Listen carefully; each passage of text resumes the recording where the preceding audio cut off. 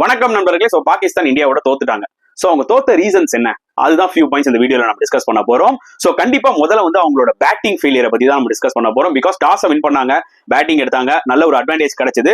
But அவங்களோட batting ரொம்ப ஸ்லோவா இருந்ததுங்க, அக்ரெசிவா இல்ல. டெஃபினட்டா இன்னும் கொஞ்சம் பெட்டரா விளையாடிக்கலாம். எஸ்பெஷலி ரிஸ்வான் அண்ட் சவுத் ஷகில் ஒரு பெரிய பார்ட்னர்ஷிப் பில்ட் பண்ண டைம் எடுத்துக்கிட்டாங்க, அது எனக்கு புரிஞ்சுது. பட் ஒரு ஸ்டேஜுக்கு மேல வந்து பாத்தீங்கன்னா அட்லீஸ்ட் ரிஸ்வான் அது கொஞ்சம் ஸ்டெப் அப் ஆயிருக்கணும். ஏன்னா ஒரு பக்கம் சவுத் ஷகில் அட்லீஸ்ட் அப்பப்ப சில பவுண்டரிஸ் அடிச்சிருந்தார். Rizwan too many dot balls அடி டீம் பிரஷர்ல போட்டு கடைசியில் அவரும் அவுட் ஆயிட்டாரு. ஒரு பக்கம் சவுத் ஷகில் அவுட் ஆயிட்டாரு. சோ என்ன ஆச்சுன்னு பாத்தீங்கன்னா அவ்வளவு பால்ஸ் விளையாடி 160 பால்ஸ் விளையாடி 100 ரன் அடிச்சதுல பலனே இல்லாத போயிடுச்சு. And at the same time அவங்களோட ஃபீல்டிங், எஸ்பெஷலி அவங்களோட கேட்சிங் மிசரபிளா இருந்ததுங்க. ஏன்னா நீங்க இன்டர்நேஷனல் ஸ்டாண்டர்ட்ஸ்ல அந்த கேட்ச் எல்லாம் எடுத்தாகணும். ஏன்னா இது ஒரு நாக் அவுட் கேம்ங்க.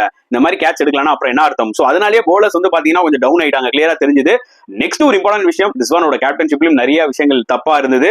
அவரோட போலிங் சேஞ்சஸா இருக்கட்டும், அப்ரார முன்னாடி கொண்டு வந்திருக்கணும். அதை விட அவங்களோட பாடி லாங்குவேஜ் ஒரு நாக் அவுட் கேம் விளையாடுற மாதிரி தெரியலங்க, ரொம்ப புவரா இருந்தது. இதெல்லாம் மெயின் ரீசன்ஸ் அவங்க தோக்க.